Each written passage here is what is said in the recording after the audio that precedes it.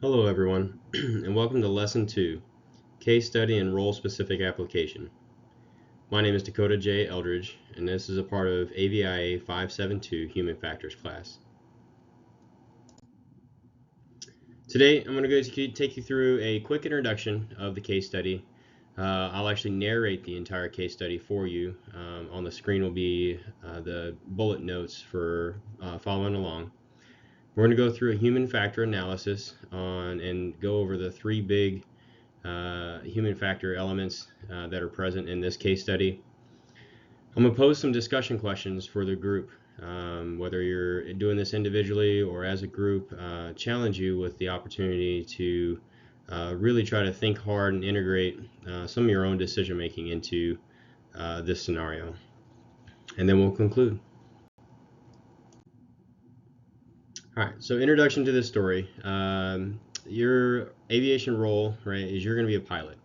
The pilot is going to be a certified flight instructor and a student pilot. The student pilot is young, getting his private pilot, working with a more experienced certified flight instructor. The three main human factors present in this story is going to be situational awareness, communication, and teamwork. So a little bit of background. It's a fictional story, but it is based on true events that I've experienced on previous training flights and situations that we've almost gotten ourselves into. All right, so getting into the case study. All right, so a student comes in, going to execute a training flight with a certified flight instructor. The pilot in command is going to be a helicopter CFI with 1,200 total hours, 200 hours in the type. So the actual aircraft that they're flying in. So the co-pilot is a student pilot with about 30 hours of total time, seeking his private pilot rating. So pretty inexperienced. The operating location is going to be the southeastern United States. Home airport operates within a Class Delta airspace with a control tower, which is kind of be key throughout the story, just kind of understanding the nature, especially as we get into the weather brief. For a little bit more background, the CFI and student pilot have not flown together at all prior to this flight. The student's primary flight instructor currently has some medical issues and is not able to fly with him, so he's been asked to fly with another CFI. The weather, given this time of year, has canceled the student pilot's last 3 attempts to fly, so the student's getting a little frustrated even going into this flight. So that's another key to know. Overall for the weather, so a low pressure system is settled into the area. Ceilings at the airport are reported overcast at 1,200 and 3 statute miles of visibility. Definitely making it a marginal visibility day, especially conducting a VFR training flight. The AWOS reporting, though, at a nearby non-towered airport is reporting overcast at 1,500 feet and 5 miles of visibility. So a little bit better weather conditions out, it seems, at a local area that these guys would like to go train. The weather prediction for the flight time is that all conditions are going to remain the same throughout their entire flight period. And there's no convective activity currently present in the area, so the threat of thunderstorms is not very high. It's just that we got some lower cloud ceilings that we're worried about. All right, so the student and the CFI go out and they conduct their pre-flight together. No issues noted throughout.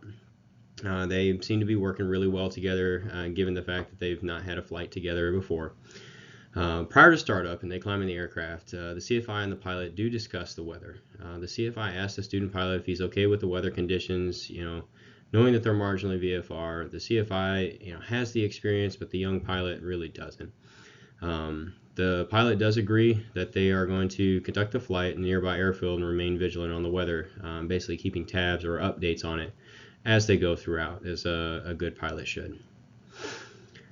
Departure out of the Class Delta airspace. The student pilot completes most of the run-up while the CFI checks the weather. So again, he's keeping on top of that, utilizing his iPad. So technology has a benefit to help him. The crew departs the home airfield without any issues, and en route, no noticeable changes in the weather. Some light turbulence is felt throughout the short trip, but there aren't any issues. The only issue, rather, is when they do arrive upon the non-towered airport, the weather seems to be not much better than the airport they departed. The airport, the AWOS was still reporting marginally better ceilings and visibility, but the CFI believes that the weather reporting update may be delayed. They're getting pretty much the same conditions at the airport as they were at the other, or at their home place. So they decide that they're going to remain at the airfield for do about an hour of work and complete some practice approaches, working on just finishing touches there, hopefully getting toward he's getting toward his minimum hour time so he could work on getting his check ride lined up for his private pilot. So during that time, the CFI continues to monitor the weather throughout, which is, again, he's being super vigilant.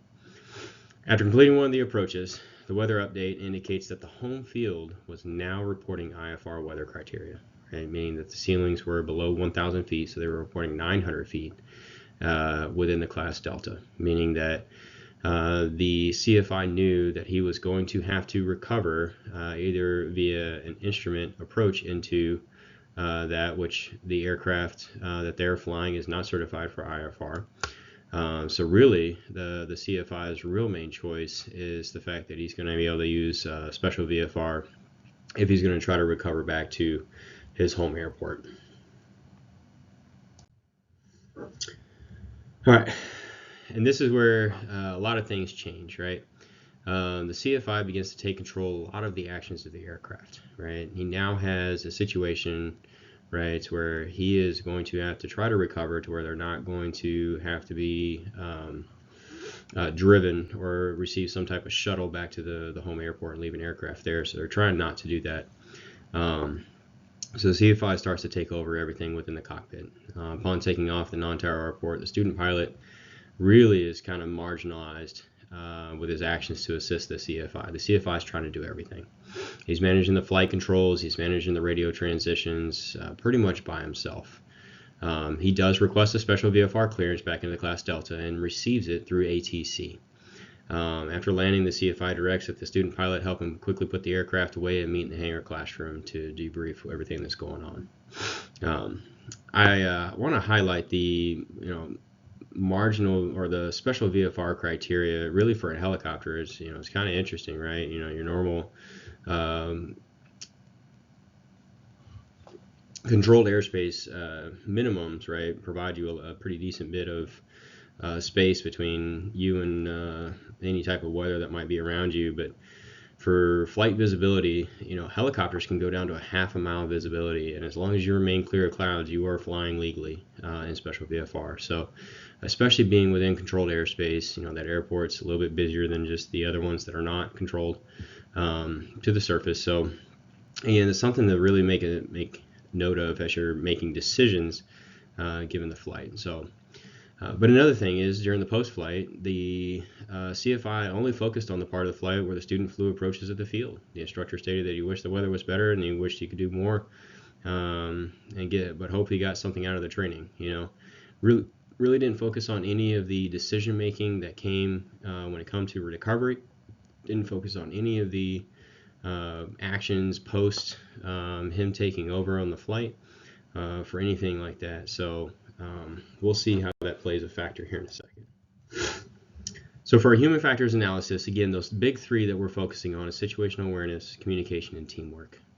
So for the positives, right, the great communication with one another in a pre-flight brief. Again, it's CFI pulling in a young student, trying to get the most out of making good decisions prior to the flight, to where when they get out there, obviously, you have to be able to adjust what conditions give you, but again, doing the best they can to discuss there. Great teamwork and making joint decisions given the fly, the weather, and then everything up to the point that the home field goes IFR. They were working well together, making teamwork and joint decisions even while at the non-towered airport.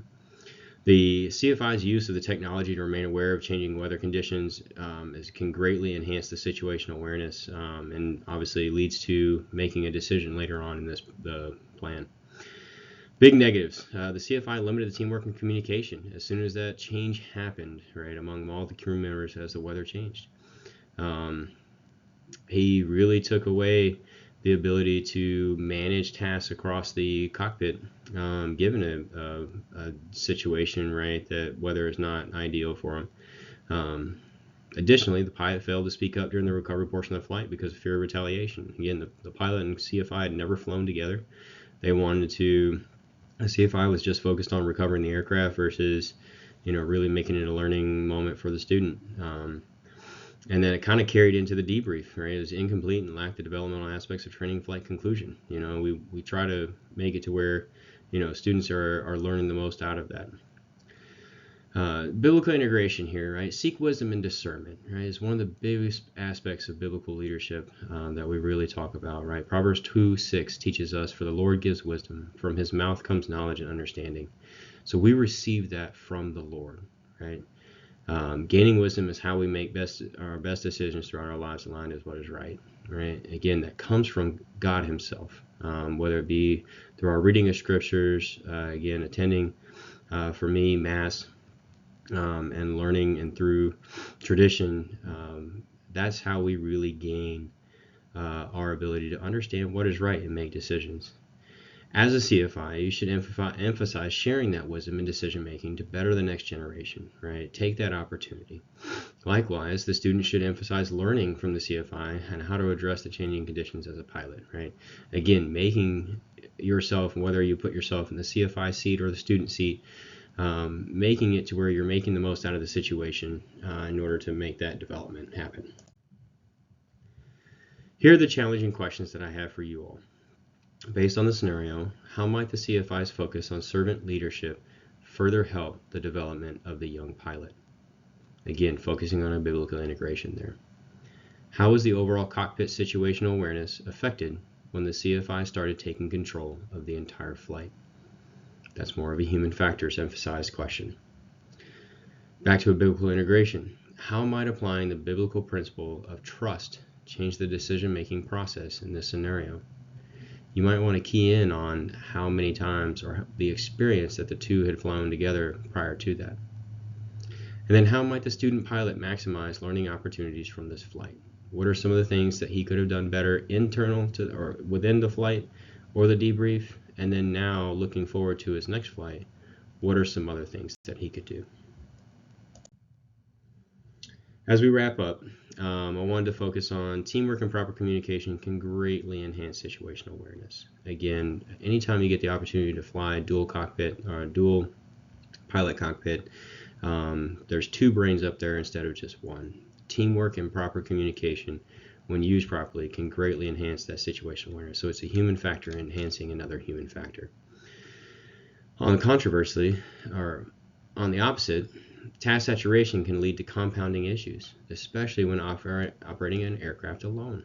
So again, given a pilot in this situation, if that young student pilot was soloing at this point, which would have been kind of a questionable in the decision making to even go in the first place. But that's where we really start to look at what can we do to help limit the task saturation within the cockpit. Building human factor knowledge can greatly improve safety and by ensuring all members of the crew are aware of actions and properly cross-monitoring performance. I cannot overemphasize enough properly cross-monitoring performance, especially as pilots. Again, a more experienced pilot with that CFI could have said, hey, let me take some of this stuff to where you're not over task saturated. Maybe a little bit, somebody that's got a little bit more experience underneath them, willing to step up or willing to say something in that moment would have greatly helped. And then learning, growing, and thriving in this chosen profession helps us accomplish what God has ordained for us. Again, I am very proud to be a pilot. I do feel like this is God's calling on my life. I hope that you feel the same in yours, whatever capacity that you are executing as a pilot. Again, the same emphasis or the same effort that we would put toward chasing the kingdom of God, we could put this second. Again, making it as what God has given us, given our purpose here on earth. Again, it's within such a blessing that God has given me the ability to do this. I'm very thankful. So hopefully you all feel the same. Again, thank you all so much for joining me for lesson 2. I look forward to continuing learning with you all, and as always, safe flying.